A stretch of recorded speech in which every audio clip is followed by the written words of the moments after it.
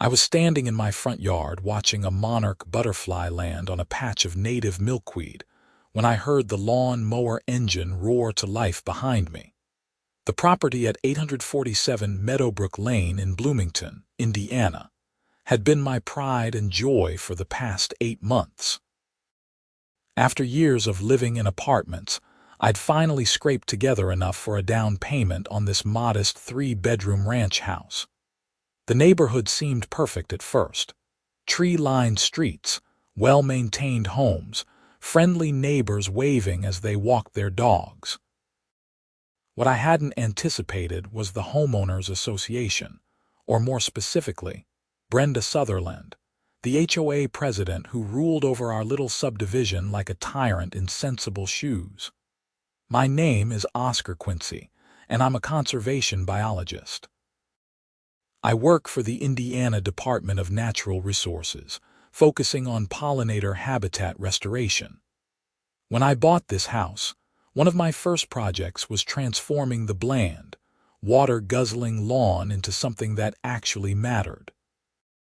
Something that could support the declining bee and butterfly populations I studied every day at work. The sound of that lawn mower grew louder, and I turned around to see something that made my blood run cold. A commercial-grade riding mower was cutting straight through my carefully cultivated wildflower meadow, piloted by a man in overalls I didn't recognize. Behind him, standing with her arms crossed and a satisfied expression on her face, was Brenda. "What the hell are you doing?" I shouted, sprinting across the yard. Brenda looked at me with that particular smile that combined smugness with fake sympathy. She was in her late 40s, with a blonde bob that looked shellacked into place and reading glasses hanging from a beaded chain around her neck. "Good morning, Oscar. We're bringing your property into compliance with HOA regulations." Stop right now." I waved my arms at the mower operator, who glanced at Brenda for instruction. She gave a small shake of her head, and he continued cutting. I watched in horror as 8 months of work disappeared under the mower blades. The purple coneflowers I'd planted last fall, just starting to bloom. The black-eyed Susans that were a week away from their peak. The native grasses that provided crucial habitat for ground-nesting bees. The milkweed that monarch butterflies needed to lay their eggs, all of it reduced to mulch in a matter of minutes. "You can't do this," I said, my voice shaking with rage. "This is my property." Brenda pulled out a printed document from the leather portfolio she always carried. Section 4.3 of the HOA bylaws, which you signed when you purchased this property. All lawns must be maintained in a neat and orderly fashion. Grass must be cut to a height of no more than 3 inches. Your yard has been in violation for months, and you've ignored 3 written warnings. "Those weren't warnings, they were harassment," I said. "This isn't a lawn, it's a registered pollinator habitat. I have documentation from the National Wildlife Federation and the Xerces Society." "I don't care if you have documentation from the president himself," Brenda said. "You signed the HOA agreement. You're in violation. We gave you ample opportunity to remedy the situation yourself." The mower made another pass, destroying a section of butterfly weed that had taken 6 months to establish. I felt physically sick watching it happen. This wasn't just my hobby or some aesthetic choice. This was critical habitat for species that were dying off at alarming rates. Every square foot of native plantings mattered. "I'm calling the police," I said, pulling out my phone. "Go ahead," Brenda replied. "You'll find they're not interested in HOA disputes. We have every legal right to maintain community standards." She was right, frustratingly. The police officer who showed up 20 minutes later, after most of the damage was already done, basically said it was a civil matter. He suggested I contact a lawyer and left. When the mower finally shut off, My 3/4-acre wildflower meadow had been reduced to a uniform 3 inches of cut vegetation. It looked like a crime scene, which in a way it was. The operator loaded his equipment back onto a trailer and drove off without making eye contact. Brenda handed me an invoice. The mowing service cost $350. You have 30 days to reimburse the HOA, or we'll place a lien on your property. I looked at the paper in my hands, not quite believing this was real. You're going to hear from my attorney. I'm sure I will, she said pleasantly. Have a nice day, Oscar. After she left, I stood in the middle of the devastation, trying to process what had just happened. Monarchs and swallowtails that had been feeding minutes ago were gone. The native bees that had been working the coneflowers had scattered. Years of research had taught me that habitat loss was the primary driver of pollinator decline, and I just witnessed it happen in my own front yard. I spent the rest of that Saturday afternoon documenting everything. Photographs from every angle, video of the cut vegetation, close-ups of destroyed plants. I had before photos too, thankfully. Hundreds of them. I'd been documenting the meadow's progress since the beginning, posting updates on social media, sharing data with my colleagues at the DNR.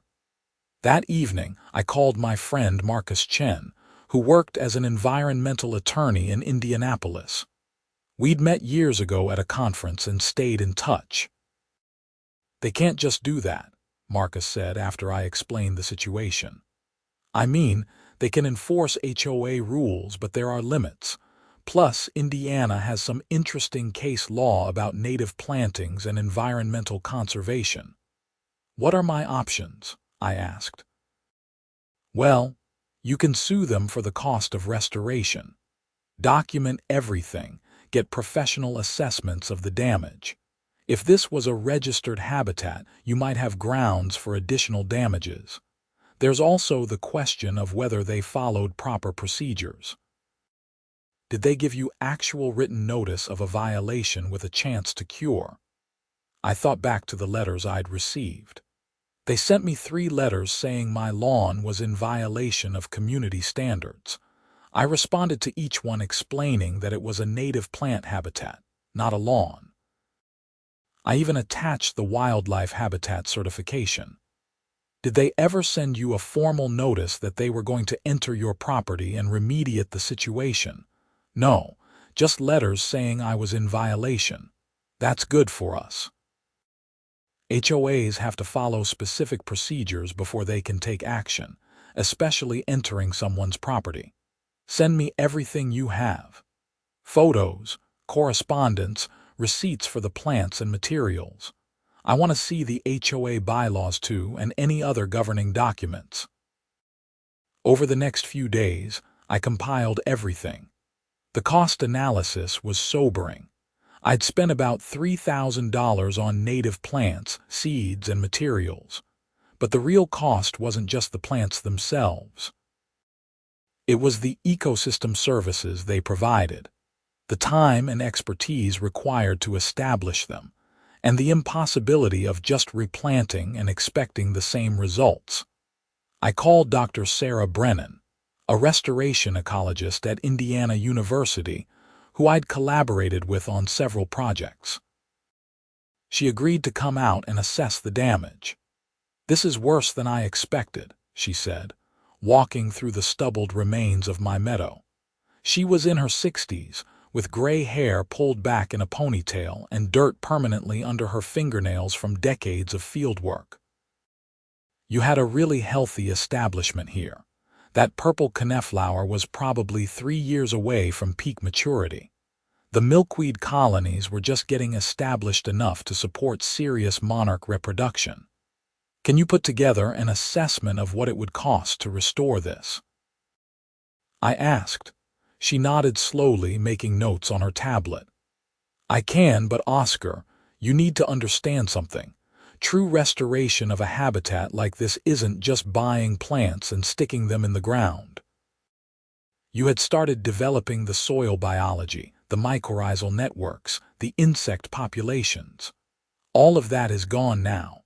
To properly restore this to where it was, we're talking about soil remediation, professional installation, ongoing management, and years of time. Give me a number. She spent 2 hours taking samples, measurements, and photographs. 3 days later, she sent me a detailed report. The cost for professional restoration to return the habitat to its previous condition. $22,000. I sat in my kitchen staring at that number. $22,000. For reference, my entire annual salary at the DNR was $54,000. This was life-changing money for me. Marcus filed the lawsuit 2 weeks later. We sued Brenda personally as HOA president and the HOA itself for trespass, destruction of property, and the cost of restoration. We also filed a complaint with the Indiana Attorney General's office about the HOA's procedures. The response from the HOA came quickly. Their attorney, a smug guy named Richard Pemberton who specialized in property law, filed a motion to dismiss. His argument was simple. I'd signed the HOA agreement, I'd violated it, they'd enforced it. End of story. But Marcus had done his homework. In 2019, Indiana had passed a law protecting native plant landscapes. The law specifically stated that HOAs couldn't prohibit native plantings designed to support pollinators and wildlife. It was part of a broader environmental initiative following several years of severe bee decline affecting the state's agricultural industry. The hearing on the motion to dismiss was held in Monroe County Circuit Court on a humid Tuesday morning in July. Judge Patricia Morrison presided, a sharp-eyed woman in her 50s with a reputation for not tolerating nonsense. Pemberton argued first. Your Honor, this is a straightforward contract dispute. Mr. Quincy signed the HOA bylaws. He violated them. The HOA followed its procedures and enforced the rules. He doesn't get to ignore contracts just because he disagrees with them. Marcus stood up. Your Honor, the Indiana Native Plant Protection Act of 2019 specifically prevents HOAs from prohibiting native plantings. Mr. Quincy's meadow wasn't a violation of reasonable landscaping standards. It was a carefully designed, professionally implemented native habitat. The HOA not only violated state law by demanding its removal, they committed trespass and property destruction by entering his land without proper notice and destroying 8 months of work. Judge Morrison looked over the documents. Mr. Pemberton, was your client aware of the 2019 statute? Your Honor, the statute allows HOAs to maintain reasonable standards for landscaping. A 3/4 acre unmowed field is not reasonable. It wasn't a field, Marcus interjected. It was a curated collection of native species, properly maintained according to ecological standards. Mr. Quincy is a professional conservation biologist. He knew exactly what he was doing. The judge flipped through the photos I'd submitted. Before and after shots that told the whole story. I'm denying the motion to dismiss. This case raises legitimate questions about the interplay between HOA authority and state environmental law. We're going to trial. Pemberton looked annoyed but not surprised. Brenda, sitting in the gallery, had her lips pressed into a thin line. The trial was scheduled for September, which gave us time to build our case. Marcus brought in additional experts. An entomologist from Purdue testified about the value of pollinator habitats. An appraiser assessed the property value impact. Dr. Brennan prepared to testify about restoration costs. Meanwhile, life in the neighborhood became uncomfortable. Brenda had allies on the HOA board, and they started finding violations everywhere on my property. My garbage can was supposedly visible from the street on non-collection days. It wasn't. My mailbox needed repainting, it didn't. A small oil stain on my driveway was an environmental hazard. It was 2 drops from my 10-year-old Honda. Each violation came with a fine. $50 here, $100 there. It was clear harassment, and Marcus added it to our complaint as evidence of retaliation. But I had allies too. My next-door neighbor, an elderly woman named Ruth Zimmerman, had watched the whole thing happen. She'd been furious when they mowed down my meadow. "I loved watching the butterflies," she told me one evening as we talked over the fence. "My late husband was a beekeeper. He would have been heartbroken to see what they did." "Would you be willing to testify?" I asked. "Absolutely. Brenda Sutherland is a bully, and it's about time someone stood up to her." I found out I wasn't the only one who'd had problems with Brenda. She'd fined a family 3 houses down for parking their RV in their driveway for more than 24 hours, even though they were loading it for a vacation. She demanded someone remove a little free library from their yard, claiming it was an unauthorized structure. She tried to ban garden gnomes. The more I dug, the more I realized the HOA under Brenda's leadership had become less about maintaining property values and more about control. And people were afraid to fight back because litigation was expensive. Marcus worked out a deal to represent several other homeowners who wanted to challenge various HOA decisions. We weren't just fighting about my meadow anymore. This was becoming a referendum on how Brenda ran the association. The trial started on September 15th. The courtroom was surprisingly full. Several neighbors had shown up to watch, and a reporter from the Bloomington Herald-Times was there. Pollinator habitat had become a hot-button environmental issue, and the angle of an HOA destroying certified wildlife habitat made for good copy. In my opening statement, which Marcus and I had practiced a dozen times, I explained my background and qualifications. "I've spent my entire career studying how to support declining pollinator populations. When I bought my house, I saw an opportunity to put that knowledge into practice. I followed every guideline from the National Wildlife Federation, the Xerces Society, and the Indiana DNR's own native habitat recommendations. What I created wasn't a mess or an eyesore. It was a functioning ecosystem. Pemberton's opening was predictable. This isn't about whether native plants are good or bad. It's about whether someone can simply ignore the rules they agreed to follow when they bought property in a community with an HOA. Our first witness was Dr. Brennan. She walked the jury through what I'd built and what had been destroyed.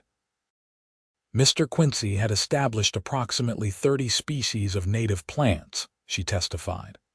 Purple coneflower, black-eyed Susan, butterfly weed, milkweed, native grasses, wild bergamot, and others. These plants support hundreds of species of pollinators, including several that are threatened or of special concern in Indiana. The habitat was professionally designed and properly maintained. What was the value of what was destroyed? Marcus asked. The initial installation and materials were worth approximately $3,000. However, true restoration of a habitat that had 8 months of establishment would cost significantly more. My professional assessment is $22,000 for complete restoration to the previous condition. Pemberton cross-examined her. "Dr. Brennan, isn't $22,000 an inflated number? Can't you just replant the same plants for $3,000? "No," she said firmly. "Habitat restoration isn't gardening. When you destroy established plantings, you destroy the soil biology, the root systems, the insect populations that had colonized the area. Professional restoration requires soil remediation, careful species selection based on what was lost, professional installation, and intensive management for the first year. The $22,000 figure is conservative, actually. The HOA's main witness was Brenda herself. She took the stand in a navy blue suit, looking professional and unruffled. "Miss Sutherland," Pemberton said, "why did the HOA take action regarding Mr. Quincy's property?" We had received numerous complaints from other residents about the condition of his yard. It looked unkempt and neglected. We sent him 3 written notices explaining that he was in violation of our landscaping standards. He ignored all of them. Did you know about the Indiana Native Plant Protection Act?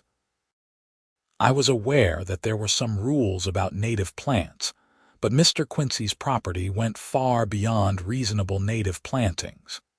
It was an overgrown field that was attracting rodents and decreasing surrounding property values. That last part was a lie, and Marcus pounced on it during cross-examination. "Miss Sutherland, you claim the property was attracting rodents. Do you have any evidence of that?" Several neighbors complained. "Who specifically?" She hesitated. "I don't recall the exact names." "You don't recall, or they don't exist. Did you document these complaints?" "Not formally, no." "And you claim property values were decreasing. Do you have any appraisal or market analysis supporting that?" "It's common sense. An unkempt yard brings down the neighborhood." Marcus pulled out photos. "Miss Sutherland, I'm showing you Exhibit 14, a photograph of Mr. Quincy's property from June 15th, 2 weeks before you had it mowed. Does this look unkempt to you?" The photo showed my meadow in full bloom. Purple, yellow, and orange flowers creating a stunning natural landscape. A monarch butterfly was visible on a milkweed bloom. "It looks like an unmowed field," Brenda said stubbornly. "It looks like a professionally designed native habitat," Marcus countered. "Which it was, Miss Sutherland.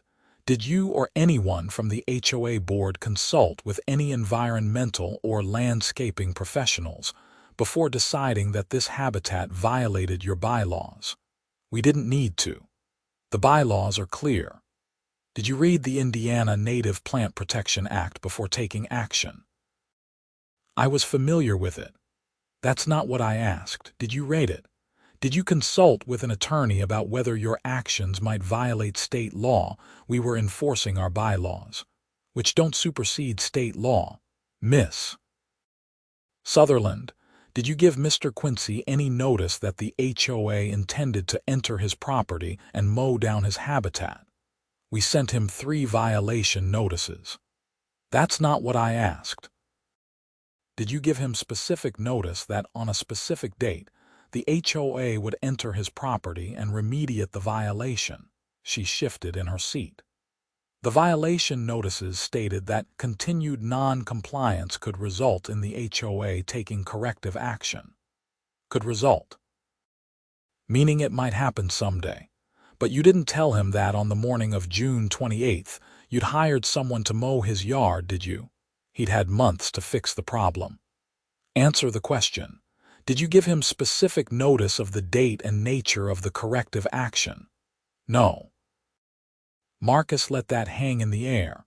No further questions. Ruth Zimmerman testified about watching the destruction happen. It was vandalism, plain and simple. Oscar had created something beautiful that brought life to the neighborhood. Birds, butterflies, bees.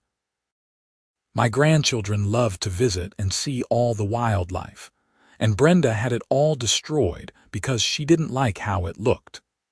The HOA called several witnesses who claimed my meadow was an eyesore. They were all friends of Brenda's, and their testimony fell apart under cross-examination when they couldn't articulate exactly what was wrong with it beyond. It didn't look like a normal lawn. On the 3rd day of trial, Marcus called me to the stand.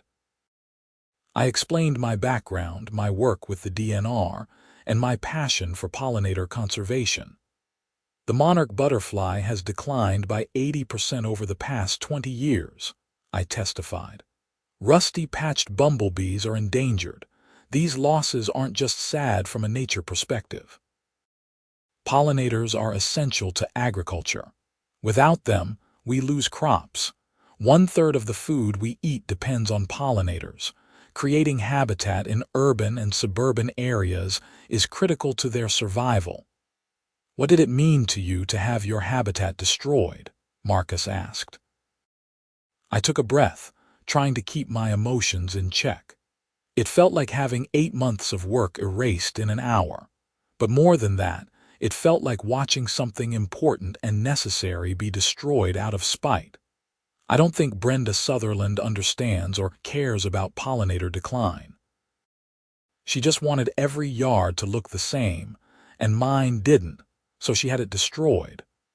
Pemberton's cross-examination focused on the HOA bylaws.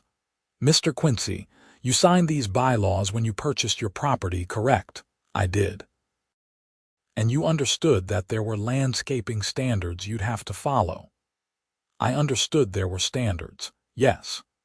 But I also believed that creating an environmentally beneficial native habitat would be acceptable, especially given state law protecting such plantings. But you didn't ask permission before creating your meadow, did you? I didn't think I needed permission to plant native species on my own property. The bylaws require approval for major landscaping changes. I sought input from environmental professionals and followed state guidelines. I believed I was acting within the law. The closing arguments came on day 4. Pemberton argued that contracts meant something, that people couldn't just ignore rules they found inconvenient, and that $22,000 was a ridiculous sum for what amounted to some destroyed plants. Marcus argued that the HOA had violated state law, committed trespass, failed to follow proper procedures, and destroyed something valuable both personally to me and environmentally to the community. This isn't about whether HOAs can have rules, Marcus said. It's about whether those rules can override state law and common sense. Oscar Quincy created something beautiful and ecologically important. The HOA destroyed it out of rigid adherence to an outdated standard that prioritizes uniformity over environmental stewardship. The law protects native plantings for a reason. We're in the midst of an environmental crisis, and people like Oscar are trying to do something about it. The HOA needs to pay for what they destroyed. The jury deliberated for 6 hours. When they came back, I was so nervous I could barely breathe. The verdict was read by the forewoman, a middle-aged teacher named Lisa who'd paid close attention throughout the trial. In the matter of Oscar Quincy versus Meadowbrook Lane Homeowners Association and Brenda Sutherland, we find in favor of the plaintiff. We award damages in the amount of $22,000 for habitat restoration, plus $5,000 in punitive damages, plus attorney's fees and costs. I almost collapsed with relief. Marcus grabbed my shoulder, grinning. Behind us, Ruth clapped her hands together. Across the aisle, Brenda looked like she'd bitten into a lemon, but the story didn't end there. The verdict made news. The Herald-Times ran a front-page story. HOA ordered to pay $27,000 after destroying native habitat. The story got picked up by the Associated Press and went regional, then national. Suddenly, I was getting calls from environmental groups, other homeowners who'd had similar disputes, and media outlets wanting to interview me. The story resonated with people because it touched on several hot-button issues: environmental conservation, property rights, and HOA overreach. The attention brought scrutiny to Brenda and the HOA board. Other homeowners started speaking up about questionable fines and arbitrary enforcement of rules. Someone requested the HOA's financial records and discovered that Brenda had been approving payments to her brother's landscaping company without competitive bidding, a clear conflict of interest. A petition circulated to recall Brenda and 2 other board members. It got signatures from 73% of the homeowners. The recall election was held in November, and all three were voted out. Ruth Zimmerman, despite being in her 70s, agreed to serve as interim president while they searched for new leadership. One of the first actions of the new board was to revise the HOA bylaws to explicitly allow native plantings and pollinator habitats. They also implemented better procedures for violation notices and appeals, and required board members to disclose any financial conflicts of interest. Brenda didn't go quietly. She hired an attorney and tried to appeal the verdict, arguing that the damages were excessive. The appeal was denied. She then tried to argue that the judgment should be paid by the HOA's insurance, not personally by her. The insurance company refused, stating that her actions weren't covered because she'd knowingly violated state law. Facing a $27,000 judgment plus her own legal fees, Brenda put her house up for sale in January. She moved to a condo in Carmel, outside the reach of our HOA. I can't say I was sorry to see her go. With the $22,000 restoration award, I hired Dr. Brennan and her team to professionally restore the habitat. They brought in specialized soil amendments to rebuild the mycorrhizal networks, sourced high-quality native plants from regional nurseries, and created an even better design than my original meadow. We're incorporating some additional species this time, Dr. Brennan explained as we reviewed the plans. Rattlesnake master for specialist bees, golden alexanders for swallowtail butterflies, and some native sedges for habitat structure. You'll have even better diversity than before. The restoration work took place over the fall and early spring. By May, a year after the original destruction, my yard was transformed again. The plants were smaller than they'd been, but they were thriving. Monarchs returned. So did the native bees, the swallowtails, and even some bird species that fed on the insects. But the biggest change wasn't in my yard. It was in the neighborhood. 3 other homeowners, inspired by what I'd done and the new bylaws protecting native plantings, started converting their own lawns. Ruth turned her side yard into a butterfly garden. A young couple 2 streets over put in a rain garden with native plants. A family with kids created a teaching garden where they could learn about pollinators. The subdivision started to look different. More color, more variety, more life. And property values didn't decline like Brenda had predicted. If anything, they increased. Turns out people liked living in a neighborhood that looked like something other than a monoculture of Kentucky bluegrass. I got involved with the new HOA board in an advisory role, helping them think about environmental issues. We created guidelines for sustainable landscaping, organized a native plant sale for interested homeowners, and even hired a landscape architect to design pollinator-friendly plantings for the common areas. In April, the Xerces Society featured our neighborhood in their magazine as an example of how suburban communities could support pollinators. The article included before and after photos of my yard, the story of the lawsuit, and information about how other HOAs could adopt pollinator-friendly policies. I framed a copy of that article and hung it in my office at work. My colleagues at the DNR had been following the whole saga, and several had offered support during the trial. Seeing the story turn from disaster to success, from one destroyed habitat to a neighborhood full of them, felt incredibly rewarding. The $5,000 in punitive damages, plus the extra money from the legal settlement after attorney's fees, I donated to the Indiana Wildlife Federation's Pollinator Habitat Program. They used it to provide free native plants and educational materials to schools and community groups. I ran into Brenda one more time, about a year and a half after the trial. I was at a conference in Indianapolis about urban conservation, and she was there with her new condo association. We made eye contact across the lobby, and for a moment, I thought she might say something. Maybe apologize or at least acknowledge what had happened. Instead, she turned and walked away. Some people never learn, but most people do.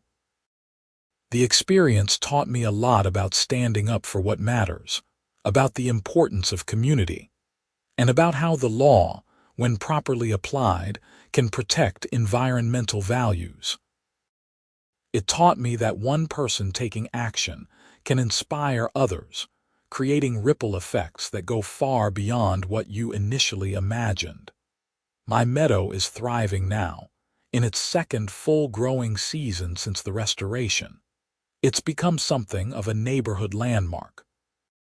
People walk by and stop to take photos. Parents bring their kids to see the butterflies. A local elementary school asked if they could bring a class over for a field trip to learn about pollinators. I said yes, of course. 23 second graders came to my house on a sunny morning in May, notebooks in hand, eyes wide with excitement. I showed them the milkweed and explained how monarch butterflies use it. I pointed out native bees working the coneflowers. I let them use magnifying glasses to look at flower structures. One little girl with pigtails asked me, "Why did the mean lady cut down all your flowers?" I thought about how to answer that. Sometimes people don't understand why things that look different are actually important, I said. But the good news is we can teach them, and we can replant. Nature is resilient if we give it a chance. As the kids explored the meadow with their teacher, carefully looking for insects and identifying plants, I thought about everything that had happened. The anger I'd felt watching my habitat destroyed, the stress of the lawsuit, the satisfaction of the verdict, the joy of seeing it restored and even better than before. Was it worth it? $22,000, months of legal stress, neighborhood drama, and media attention. All because I wanted to plant native flowers instead of grass, absolutely. Because it wasn't really about my yard. It was about challenging a system that prioritized appearances over substance, conformity over conservation. It was about proving that individuals can fight back against bureaucratic overreach and win. It was about creating space for nature in places where it's desperately needed. Every monarch that lays eggs on my milkweed, every native bee that collects pollen from my coneflowers, every goldfinch that eats seeds from my black-eyed Susans through the winter, they're all proof that it was worth it. The meadow looks spectacular today, even better than I'd hoped. Dr. Brennan stopped by last week to check on how everything was establishing. She walked through with her tablet, taking notes and photos, nodding with satisfaction. "This is exactly what we hoped for," she said. "You've got great species diversity, healthy plant vigor, and clear evidence of pollinator activity. The restoration was a complete success." "Thanks to you," I said. "Thanks to you for fighting for it," she replied. "Most people would have just given up and replanted a lawn. You stood your ground." I showed her the monarch chrysalis I'd found that morning, attached to the underside of a milkweed leaf. "Fifth one this season," I said. She smiled. "That's what it's all about." After she left, I sat on my front porch with a cup of coffee, watching the evening light turn the meadow golden. A ruby-throated hummingbird zipped past, heading for the wild bergamot. Somewhere in the native grasses, crickets were starting their evening song. I thought about Brenda sometimes, wondered if she'd ever understood what she'd destroyed or why it mattered. Probably not. People like her see the world in terms of rules and compliance, not in terms of relationships and ecosystems. She'd looked at my meadow and seen a violation. I'd looked at it and seen a future where people and nature could coexist, where suburban landscapes could be more than just sterile green carpets. The vindication of the lawsuit was satisfying, but the real victory was here, in this meadow, in the monarch chrysalises and native bee colonies and bird songs. The real victory was the 3 other yards in the neighborhood that now hosted native plants. The real victory was the changed HOA bylaws that would protect future environmental efforts. My phone buzzed with an email. It was from a homeowner in Fort Wayne who'd read about my case.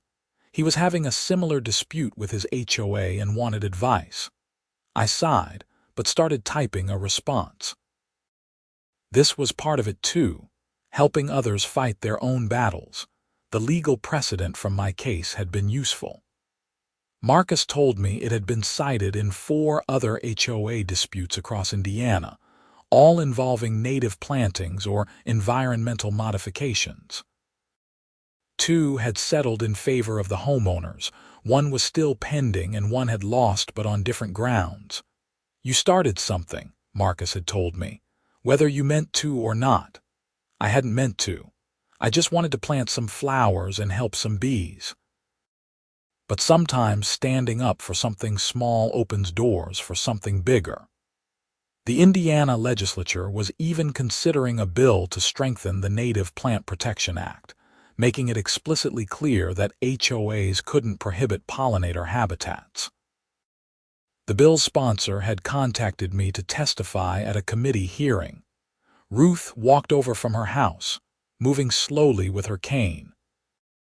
At 76, she'd served as HOA president for a year before they found a younger replacement, a software engineer named Tom who actually cared about the neighborhood rather than controlling it. "Your meadow is looking beautiful," she said, settling into the porch chair beside me. "Thanks." "How's your butterfly garden doing?" "Wonderful. I've counted 8 different butterfly species so far this year. My grandkids love it." We sat in comfortable silence, watching the sun set over the neighborhood. It looked different now than it had 2 years ago. More colorful, more diverse, more alive. Not every yard had native plants, but enough did to create corridors of habitat connecting one to another. The subdivision had become a case study in how suburban areas could support conservation. "You know what the best part is," Ruth said. "The birdsong. We have so many more birds now than we used to." She was right. The increase in insects from the native plantings meant more food for birds. I'd been keeping informal records and had documented a 40% increase in bird diversity over the past year. Nothing scientific, just observations, but meaningful nonetheless. "Brenda would hate it," I said. Ruth laughed. "Brenda hated everything that wasn't her idea. I'm glad she's gone." "Do you ever wonder if we were too hard on her?" I asked. "I mean, $27,000 is a lot of money." Ruth turned to look at me, her expression serious. "Oscar, she destroyed 8 months of your work without warning. She violated state law. She harassed you with frivolous violations afterward. If anything, she got off easy. She could have faced criminal charges for trespassing and property destruction." That was true. Marcus had discussed filing criminal complaints, but we'd decided the civil case was enough. The point was to get the habitat restored and change the HOA's behavior, not to put Brenda in jail. Still, sometimes late at night I wondered about her. Was she happy in her condo? Did she ever think about what happened? Did she tell people her version of the story, painting herself as the victim of an unreasonable homeowner and an unfair lawsuit? Probably. People rarely see themselves as the villain in their own story. A family walked by on the sidewalk, parents with 2 young kids. The children stopped to look at the meadow, pointing at a tiger swallowtail butterfly landing on the purple coneflowers. "That's so pretty," the little boy said. His mother smiled at me. "Your yard is gorgeous. We just moved into the neighborhood last month.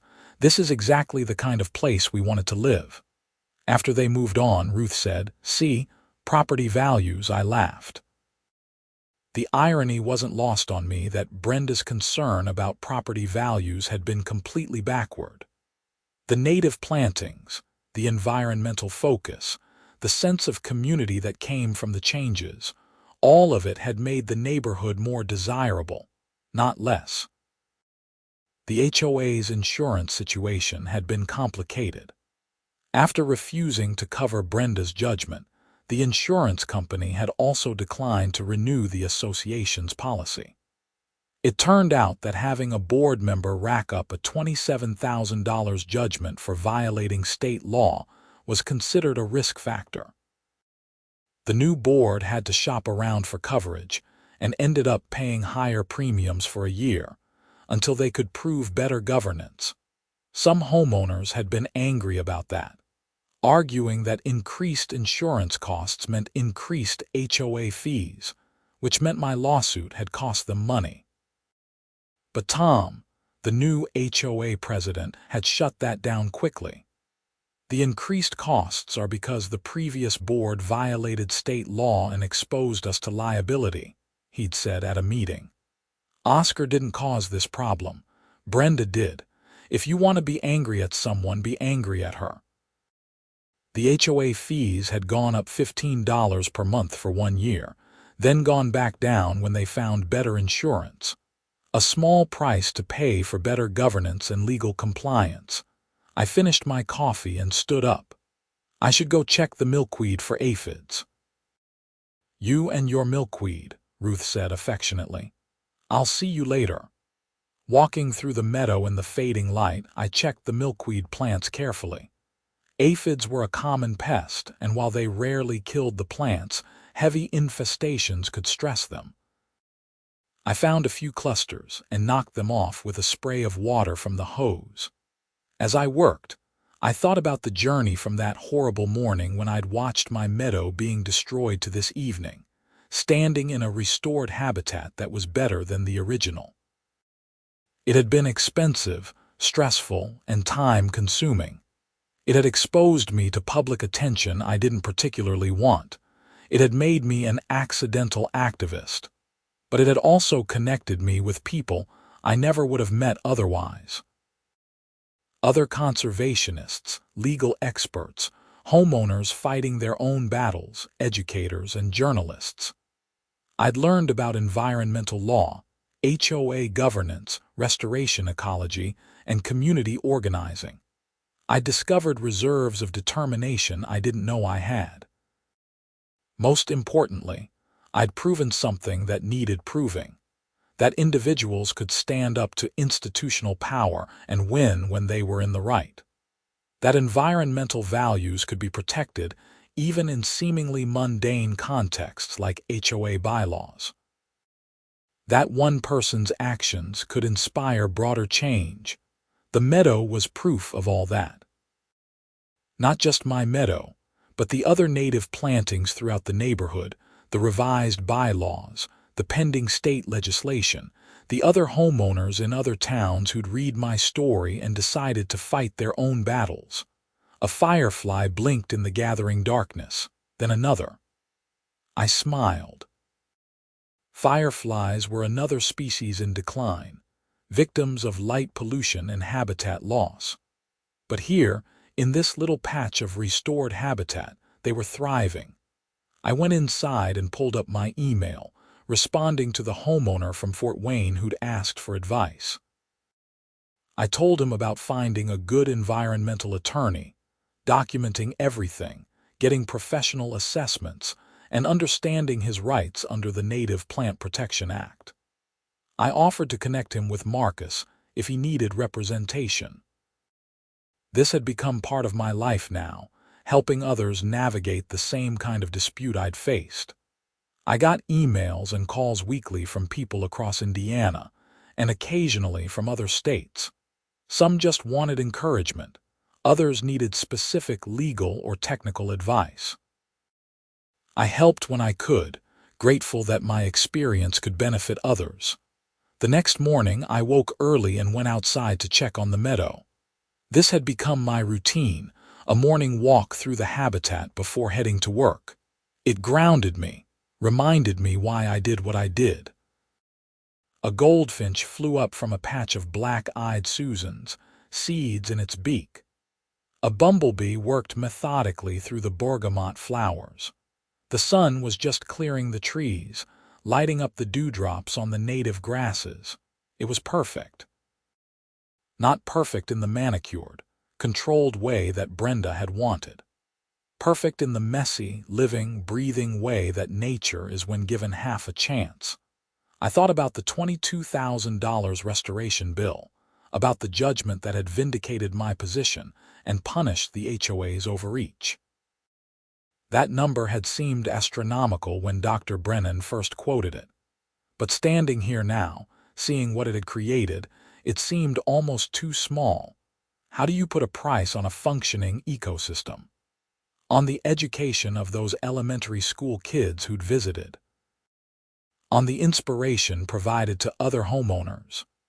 On the policy changes that would protect future conservation efforts? On the monarchs that would be born here and migrate to Mexico, carrying forward their ancient cycle? You can't, really. The $22,000 was just an attempt to quantify the unquantifiable. The real value was immeasurable. My phone rang. It was Marcus. "Good morning," he said. "I wanted to let you know Brenda's attorney filed one more appeal. It's a long shot, but they're trying to get the punitive damages thrown out." I sighed. Will it work? Unlikely. The appellate court already denied her appeal on the primary judgment. This is just them grasping at straws, but it means this might drag on a few more months. She really can't let it go, can she? Some people can't. She's still convinced she was right and the world is unfair. Don't worry about it. The judgment is solid. After we hung up, I stood in my meadow and thought about persistence. Brenda's persistence in trying to overturn a judgment she richly deserved. My persistence in fighting for my habitat. The persistence of nature itself, bouncing back after destruction when given the resources and time to do so. In the end, I believed my kind of persistence would outlast hers. She was fighting against reality, against environmental law and common sense, and the evidence of her own wrongdoing. I was fighting for something real and necessary, and supported by science and law and community values. My persistence had already won. The meadow proved it. The changed bylaws proved it. The other native plantings in the neighborhood proved it. Whatever legal maneuvers Brenda attempted now were just the death throes of a lost cause. I drove to work feeling good. The DNR office was in a nondescript government building on the south side of Bloomington, but the work we did there mattered. I spent my days analyzing pollinator population data, developing habitat recommendations, and coordinating with landowners on conservation projects. My personal experience with habitat restoration and HOA conflicts had actually enhanced my professional credibility. Now, when I talked to landowners about creating pollinator habitat, I could speak from experience about the challenges and rewards. I could talk about how to handle resistance from neighbors or institutions. I could show before and after photos of my own yard as proof that it worked. Several agricultural clients had specifically requested to work with me after reading about my case.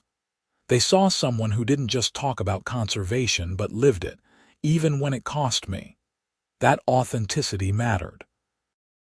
My supervisor, a grizzled ecologist named Frank who'd been with the DNR for 30 years, had been supportive throughout the whole ordeal. "You did good, kid," he told me after the verdict. "Stood up for what matters. We need more of that." The day passed in meetings and data analysis. I was working on a report about monarch migration patterns through Indiana, using tagging data from citizen scientists across the state. The numbers were cautiously optimistic. Monarch populations were stabilizing, maybe even increasing slightly, after years of decline. It was incremental progress, the kind that required patience and persistence. But it was real. Every restored habitat, every protected migration corridor, every landowner who chose native plants over pesticides, it all added up. Late in the afternoon, I got a call from a reporter at the Indianapolis Star. They were doing a follow-up story on my case for the 2-year anniversary of the original incident. "How does it feel looking back?" she asked. "Was it worth it?" I looked out my office window at the parking lot, thinking about my meadow at home. Absolutely. Not just because I got my habitat restored, but because it started a conversation. People are thinking differently about what suburban landscapes can be. That's worth more than money. Do you have any regrets? I wish it hadn't been necessary. I wish the HOA had been willing to learn about native plantings instead of just destroying them. But no, I don't regret standing up for what was right. The article came out a week later, with updated photos of my meadow and interviews with several other homeowners who'd started native plantings. It quoted Tom, the new HOA president, talking about how the organization had changed its approach to community standards. "We learned that there's a difference between maintaining property values and enforcing arbitrary aesthetics," Tom said in the article. "Native plantings, pollinator habitats, rain gardens, these things add value to our community. We should be encouraging them, not prohibiting them." The article also noted that Brenda's final appeal had been denied. The $27,000 judgment was final and enforceable. She'd paid it 2 months earlier, the money going into my account and immediately out to Dr. Brennan for the restoration work. That was truly the end of it. No more legal maneuvers, no more appeals. The case was closed. I printed out a copy of the article and added it to the folder where I kept all the documentation from the case. Someday I might write a book about this experience, or at least put together a detailed case study for other conservationists and homeowners. The lessons learned were valuable. That evening, I hosted a small gathering in my backyard. Ruth came, along with Tom and his wife, Dr. Brennan, Marcus, and several neighbors who'd started their own native plantings. We set up folding chairs in the meadow and watched the sunset while drinking local beer and eating food from the farmer's market. "To Oscar," Tom said, raising his bottle, "for being stubborn enough to fight City Hall. Or at least the HOA. Everyone laughed and drank. I couldn't have done it without all of you," I said. "Ruth, your testimony mattered. Marcus, your legal expertise was essential. Dr. Brennan, you made this meadow real. And Tom, you helped change the system so others won't have to go through what I did." "What are you working on next?" Dr. Brennan asked. "You can't just rest on your laurels," I grinned. "Actually, I've been talking with the Parks Department about restoring the common areas along the subdivision's entrance. There's about 2 acres of lawn that nobody uses.